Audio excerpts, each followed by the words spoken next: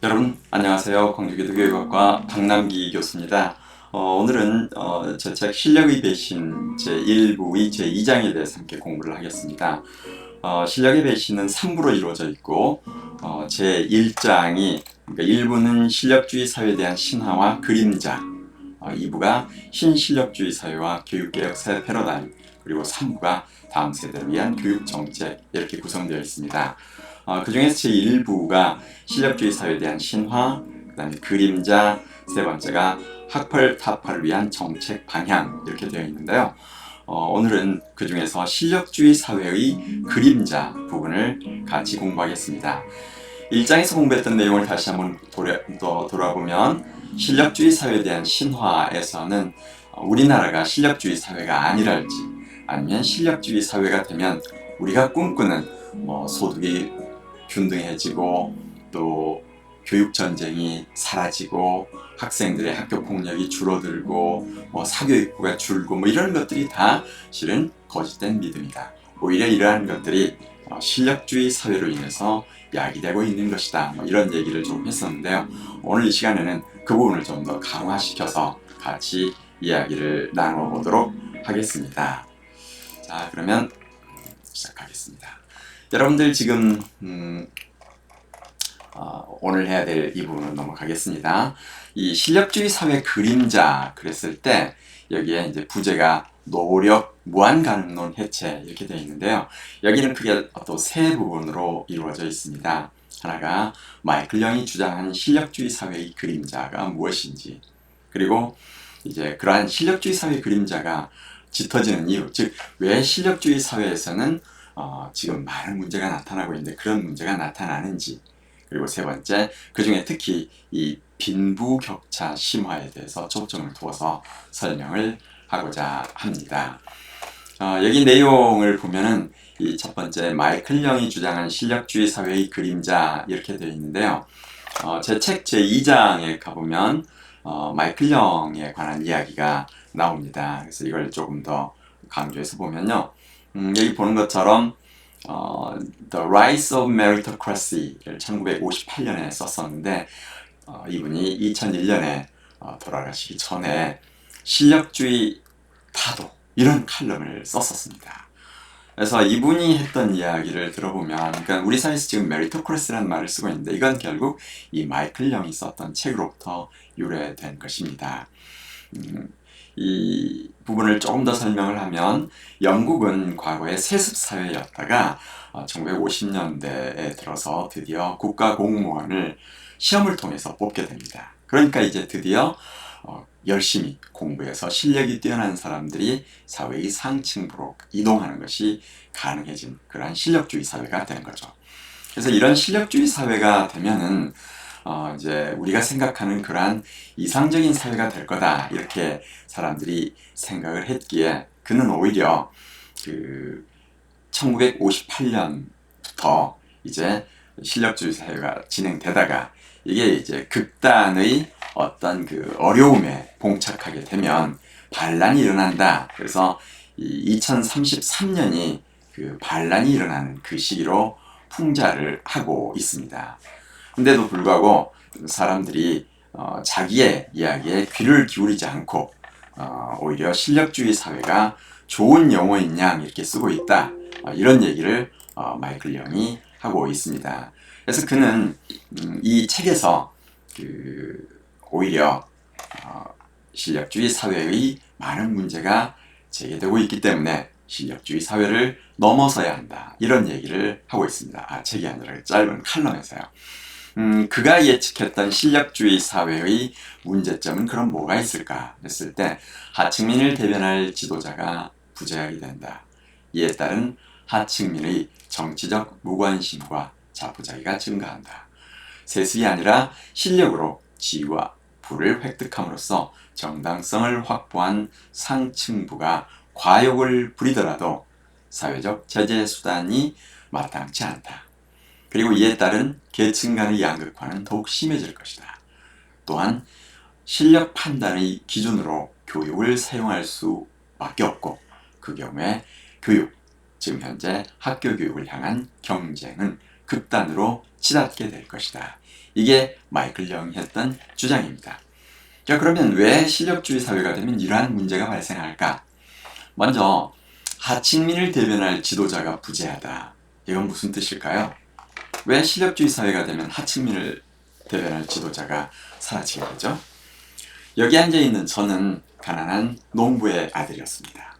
만일 제가 실력주의 사회에 태어나지 않고 세습사회, 계급사회에 태어났더라면 저는 이렇게 대학 교수에서 총장을 거쳐서 뭐 이렇게 지속적으로 하는 역할을 하기보다는 아마 지금쯤 좀 더 과거에 제 고향 마을에서 농민회를 이끄는 아마 리더가 됐겠죠.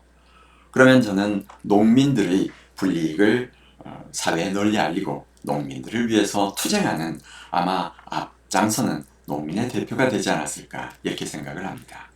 그러나 우리 사회가 실력주의 사회가 되었고 저는 열심히 공부를 하고 그 결과로 이제 농민 계층을 벗어난 이제 새로운 계층으로 가게 되었습니다. 그러다 보니까 제가 더 이상 농민 계층을 대변하지는 못합니다.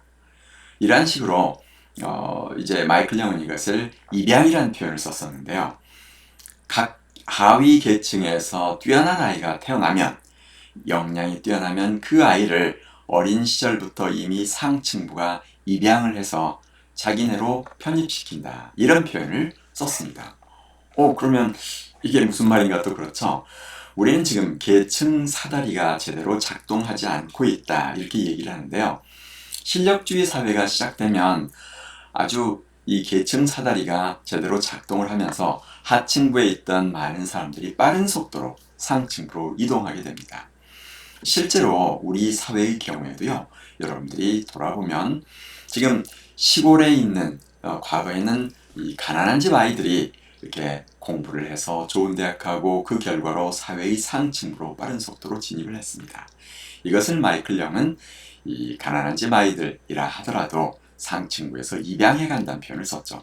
그러니까 그들이 그 계층을 대변하는 게 아니라 상층부로 이동해 갈 수 있도록 통로가 마련되었고 실력만 뛰어나면 얼마든지 이동하게 되는 것이죠.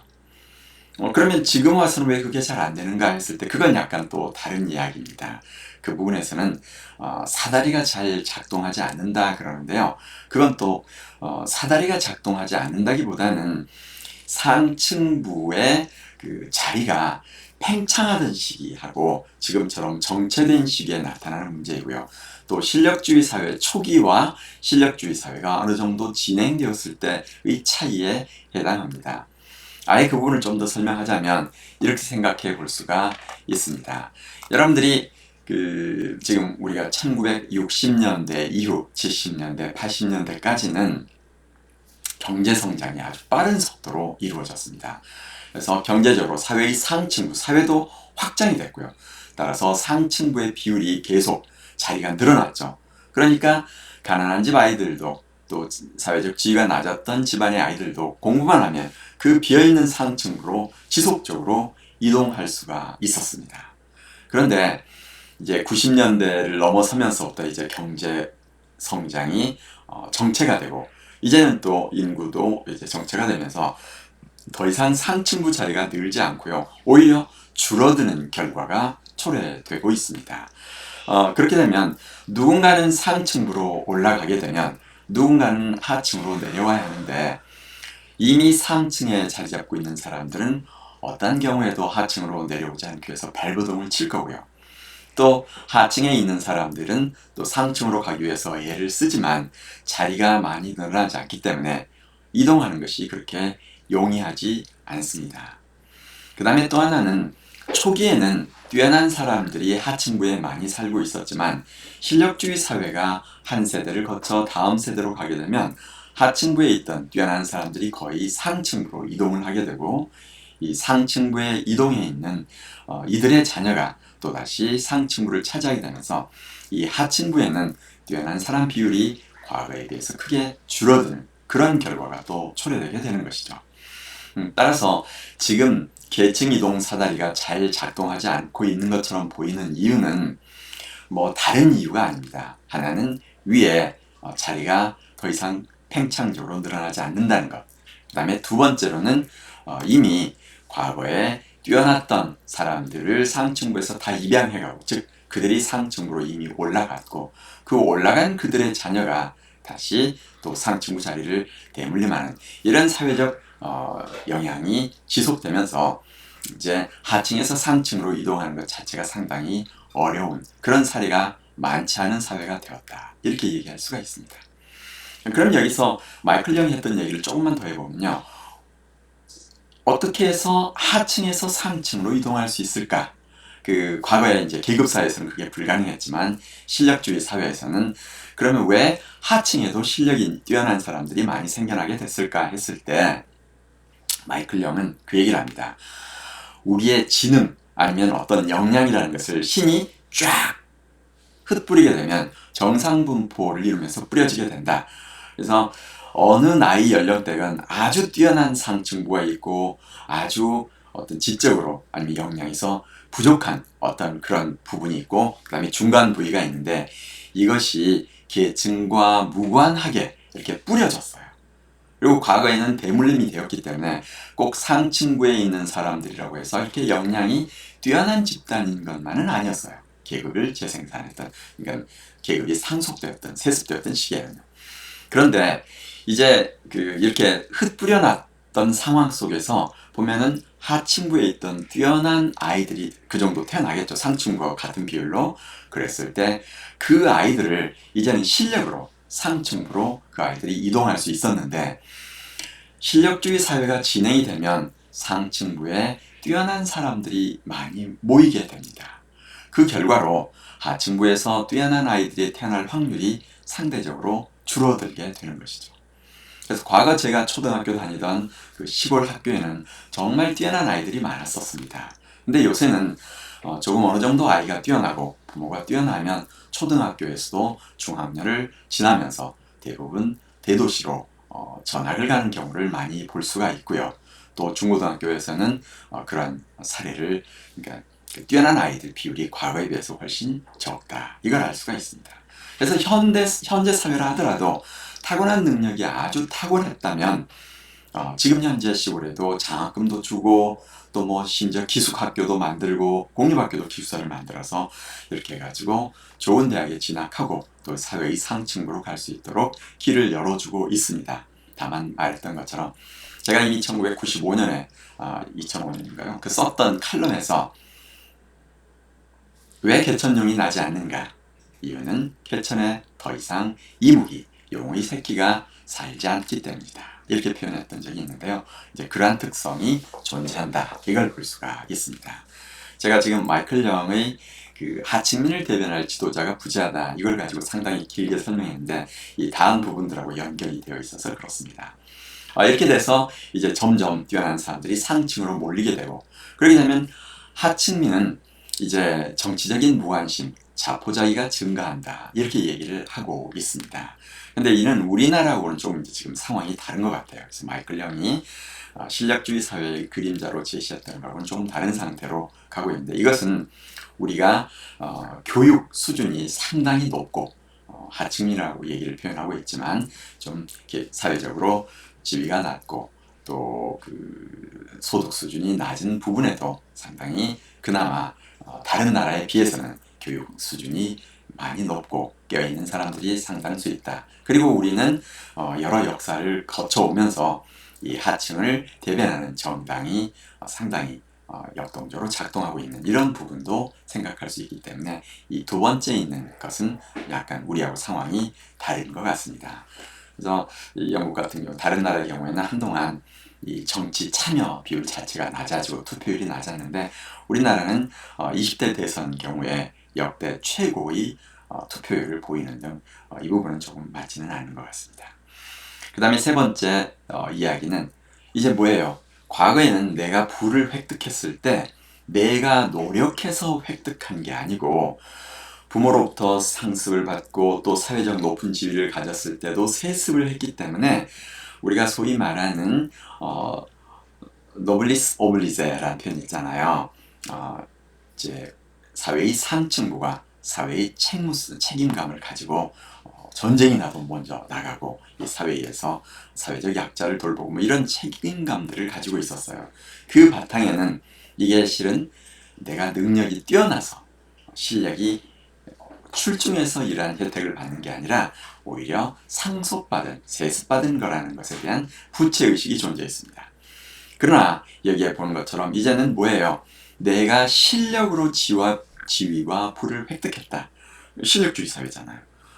그래서 보면은 뭐 운동선수, 가수, 영화배우 이런 사람들도 순수하게 자기의 실력으로 엄청난 부를 쌓은 거잖아요. 그래서 이들이 하룻밤에 뭐 수십억을 쓰는 생일 파티를 선물 하나 통째로 빌려서 하더라도 사회가 어찌 그들에게 달리할 도리가 없어요. 근데 예전 귀족이 만약 그렇게 했다 그러면 이제 폭동의 원인이 되겠죠. 그래서 이렇게 내 지위와 부 획득이 내 노력의 결과이고 그 노력의 결과로 쌓은 실력의 결과라는 정당성을 확보하다 보니까 상층부의 과욕에 대해서 사회적 제재 수단을 마련하기가 쉽지 않다. 그래서 인류는 과거에 상당히 빈부의 격차가 심하고 계층 문제가 심했다가 20세기 초반 들어서 그러니까 19세기를 거치면서 자본주의 사회가 되면서 조금은 그 차이가 줄었는데 자본주의 사회가 실은 이 실력주의 사회하고 직결이 됩니다. 그래서 그 이후로 이 실력주의 사회가 계속되면서 다시 빈부 격차가 극을 향해서 가고 있는 것을 볼 수가 있습니다. 이렇게 그 결과로 계층 간의 양극화가 심화된다. 근데 그때 이 실력을 쌓도록 도울 수 있는 기관이 바로 교육기관입니다. 그래서 우리 교육기관을 뭐라고 해요? 인적 자본을 형성하는 곳이다. 이렇게 얘기를 하잖아요. 학교에서 최첨단 기술과 모든 지식을 획득하고 그걸 가지고서 이제 자기가 지위를 차지하는 거죠. 물론 여기에서 이 학교라는 의미가 지금 공교육 기관만이 아니고요. 뭐 우리나라 같으면 아이돌 스타를 양산하는 그러한 기관들도 기획사도 일종의 학교, 교육기관으로 볼 수가 있겠죠. 이러한 이 교육을 향한 경쟁이 극단으로 간다. 공립학교보다도 아이돌 스타를 생산하는 기획사 경쟁이 훨씬 더 심하고 그들의 교육이 훨씬 더 혹독하다는 것은 여러분도 알고 있을 것입니다. 그래서 이러한 방식으로 마이클 영은 실력주의 사회가 되면 이제 반복되면서 하층을 대변할 지도자가 줄어들고 하층민의 정치적 무관심이 들고 이 부를 획득한 지위와 부를 획득한 사람들이에 대한 사회적 제재 수단이 결여되고 그래서 계층 간의 양극화가 심화되고 또 교육을 향한 경쟁이 극단으로 치닫게 될 거다. 이렇게 1958년에 예측을 하게 됩니다. 자, 그러면 그의 예측에 근거해서 우리가 실제로 왜 실력주의 사회에서 그림자가 짙어질 수밖에 없는지 부분을 다음 시간에 이어서 같이 공부를 하도록 하겠습니다. 그러면 일단 마이클 영이 얘기했던 실력주의 사회가 도래됐을 때 나타날 문제점에 대해서는 여기까지 마치도록 하겠습니다. 자, 여러분 그럼 다시 두 번째 시간에 만나겠습니다.